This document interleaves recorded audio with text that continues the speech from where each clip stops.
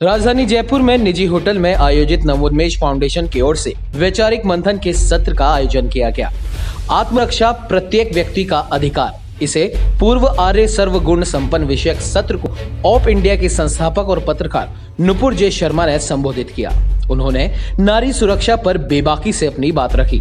कहा कि भाई, परिवार, पड़ोस, समाज, माता पिता, पति अपने कर्तव्यों और धर्म का पालन ठीक तरह से करे तो नारी की सुरक्षा को कभी आंच नहीं आ सकती। लेकिन पाश्चात्य संस्कृति ने हमारी सोच को बदलना शुरू कर दिया।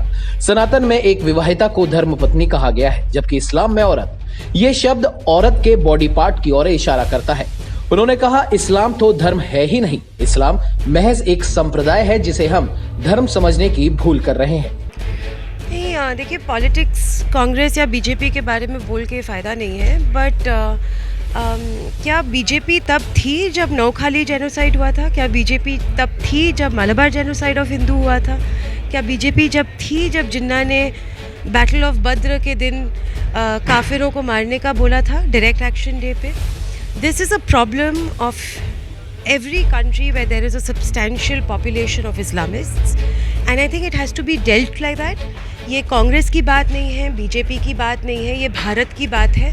और दोनों पार्टीज़ को I think at some point of time everybody has to decide that thus far and no further कि हिंदू मर रहे हैं, क्रिश्चियंस मर रहे हैं, बुद्धिस्ट मर रहे हैं, कब तक इसको हम सहन करते रहेंगे?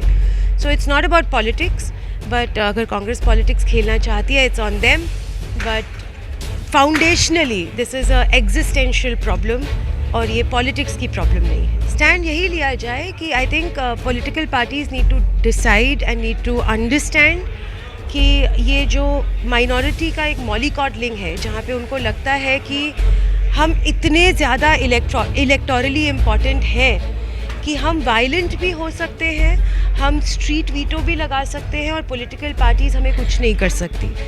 कि ये जो गवर्नमेंट्स अलाउ करते हैं कि गेटोवाइज्ड एरियाज़ में लोग पुलिस ऑफिसर्स पानी का बिल या किसी कोई क्रिमिनल को पकड़ने नहीं जा सकते without getting stone pelted and attacked. The state has to enforce its writ with force. The violence is a monopoly of the state and not of individuals, not of intolerant minorities. और state को, चाहे वो कांग्रेस की सरकार हो या BJP की सरकार हो, they have to decide and ensure that law and order is restored without giving any favours to an intolerant minority.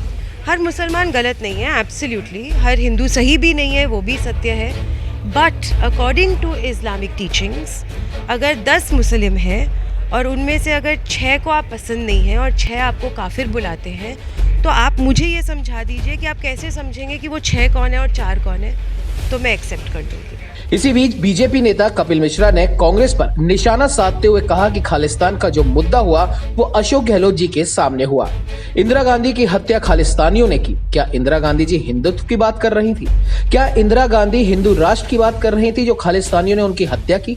Ashok Gehlot मुख्यमंत्री हैं, फिर भी इस तरह के बयान दे रहे हैं। वो खालिस्तानी हिंसा को जस्टिफाई करने की कोशिश कर रहे हैं। गहलोत जी ने जो बोला मैंने सुना, उन्होंने ये कहा कि खालिस्तान का मुद्दा इसलिए हो रहा है क्योंकि देश में लोग हिंदुत्व की बात कर रहे हैं, खालिस्तानी आतंकी इसलिए आ रहे हैं क्योंकि हिंदुत्व की बात हो रही है। मैं गहलोत जी से ये कहना चाहता हूँ कि आपके सामने हुआ इंदिरा गांधी जी की हत्या खालिस्तानियों ने की, तो क्या इंदिरा गांधी जी हिंदुत्व की बात कर रही थी? क्या इंदिरा गांधी जी हिंदू राष्ट्र की बात कर रही थी जो खालिस्तानियों ने उनकी हत्या की? और गहलोत जी की आंखों के सामने सारा वाकया हुआ, कांग्रेस पार्टी के मुख्यमंत्री हैं वो, उसके बाद इस प्रकार का बयान दे रहे हैं। आप खालिस्तानी हिंसा को जस्टिफाई करने की कोशिश कर रहे हैं और ये हिंदुत्व का तो अपमान है ही, ये इंदिरा गांधी जी के बलिदान का भी अपमान है। गहलोत जी को शर्म आनी चाहिए इस प्रकार के बयान पर। मैं तो सिर्फ हिंदू की बात कर रहा हूँ, हिंदू मुसलमान की बात कहाँ कर रहा हूँ। गहलोत जी ये बताएं कि जयपुर के बम ब्लास्ट में जिन 80 लोगों के प्राण गए, उन 80 लोगों को न्याय दिलाने की जिम्मेदारी किसकी है? कैसे वो आतंकवादी छूट रहे हैं? और मैं ये कह सकता हूँ ऑन रिकॉर्ड कि अगर योगी मॉडल होता तो एक भी आतंकवादी बच के नहीं जा सकता था जयपुर का अपराधी। तो वहीं प्रसिद्ध लेखक आनंद रंगनाथन का कहना है कि उनको संघ के द्वारा कोई सपोर्ट नहीं मिला। हर एक के ऊपर छत्र छाया होती है जिससे वो भटके नहीं। हिंदू मुसलमान मुद्दे पर उन्होंने कहा कि कोई भी एग्रेसिवली हिंदू मुसलमान कर रहा है तो आप लोग कुरान पढ़ लीजिए, आप सबको पता पड़ जाएगा कि हिंदू मुसलमान कौन कर रहा है। हर एक आदमी के ऊपर एक छत्र छाया होती है जिसको कहते हैं he is more towards it, जो बंधा रहता है उससे ताकि भटके ना। हर एक अगर कोई करप्ट ऑर्गेनाइजेशन है उसके भी ऊपर छत्र छाया होती है। जैसे मैंने एग्जांपल लिया था मनमोहन सिंह के ऊपर सोनिया गांधी की छत्र छाया थी, वो नेगेटिव वे में मैं कह रहा था। तो पॉजिटिव वे में यहाँ पे जब बीजेपी पॉलिटिकल पार्टी है और 95% से ज़्यादा बीजेपी के जितने लीडर्स हैं वो संघ से आते हैं, ट्रेनिंग सारी संघ से है, जिसे कहते हैं सिंपल लिविंग, हाई थिंकिंग, लोगों के बीच में जाओ, कल्चर पे ध्यान दो, जो हमारा इतिहास है उसको आगे बढ़ो, और फिर corrupt free standard of living करके आप जियो। ये सब प्रिंसिपल्स हैं और भी बहुत सारे हैं। तो जब बीजेपी भटकती है तो मैंने 2 एग्जाम्पल दिए और बहुत सारे ऐसे एग्जाम्पल हैं, फार्म बिल्स का एक और एग्जाम्पल, 3-4। तो जो उसकी छत्र छाया उसको आके कहना चाहिए क्या कर रहे हो ये नहीं, देखिए, एक तो मैं ये बिल्कुल मानता नहीं कि कोई भी एग्रेसिवली हिंदू मुसलमान कर रहा है।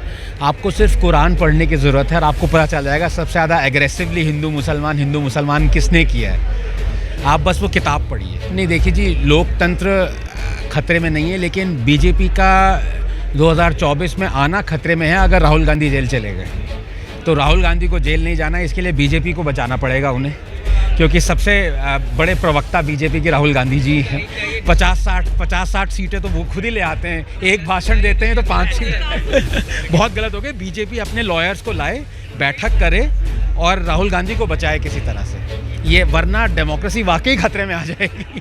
देश और दुनिया की हर बड़ी खबर के लिए सब्सक्राइब करें नवतेज टीवी और पल पल के अपडेट्स के लिए बेल आइकन को दबाना ना भूलें, क्योंकि आपकी खबरों का भरोसेमंद साथी है नवतेज टीवी।